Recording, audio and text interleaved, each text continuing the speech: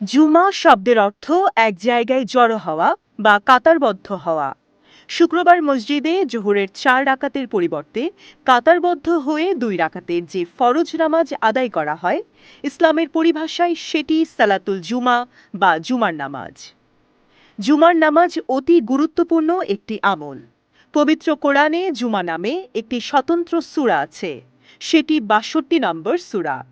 তাতে জুমার নামাজের গুরুত্ব বর্ণনা করে আল্লাহ বলেছেন, হে বিশ্বাসীরা, জুমার দিন যখন নামাজের জন্য ডাকা হয় তখন তোমরা আল্লাহকে মনে রেখে তাড়াতাড়ি করবে ও কেনাবেচা বন্ধ রাখবে।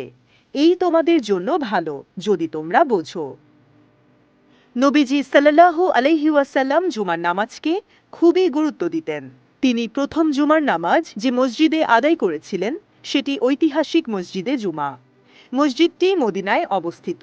রাসূল সাল্লাল্লাহু আলাইহি ওয়াসাল্লাম হিজরত করে মদিনায় যাওয়ার পথে কুবা নামক স্থানে 14 দিন অবস্থান করেন।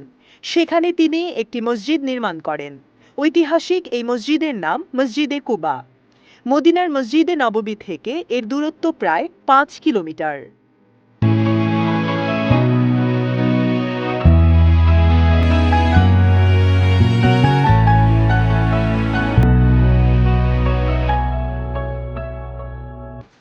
নবী করিম সাল্লাল্লাহু আলাইহি ওয়াসাল্লাম কুবা থেকে যেদিন মদিনার উদ্দেশ্যে রওনা হন সেদিন ছিল জুমাবার। নবী করিম সাল্লাল্লাহু আলাইহি ওয়াসাল্লাম মদিনার পথে কিছু দূর যাওয়ার পর বনি সালেম বিন আউফ মহল্লায় পৌঁছলে জোহরের ওয়াক্ত হয়। তখন তিনি সেখানে সাহাবাদের সঙ্গে নিয়ে জুমার নামাজ আদায় করেন, যাতে 100 জন মুসল্লি শরিক হন। এটাই ইতিহাসের প্রথম জুমার নামাজ। পরবর্তীতে সেখানে একটি মসজিদ নির্মাণ করা হয় এবং তার নাম রাখা হয় মসজিদে জুমা।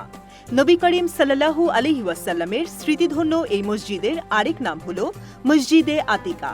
মসজিদটি কুবা মসজিদ থেকে 900 মিটার উত্তরে এবং মসজিদে নববীর 6 কিলোমিটার দক্ষিণে অবস্থিত।